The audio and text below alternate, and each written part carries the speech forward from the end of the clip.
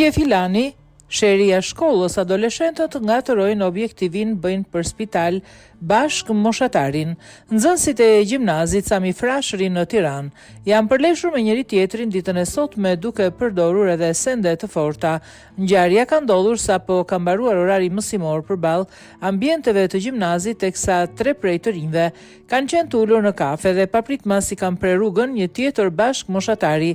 Sipas burimeve për media, dyshohet se nxënësit kishin planifikuar të rihnin një person, por kanë ngatruar objektivin pasi djali që kanë dalur në rrugë nuk ka qenë ai që ata prisnin. I riu ishte duke ecur në rrugë kur papritmas djemt që ishin në kafe i kanë shkuar pranë duke pyetur nëse është Filani dhe menjëherë kanë filluar ta godasin me grushta në mes të rrugës, si dhe duke përdorur sinjalistikat e vend parkimeve aty pranë.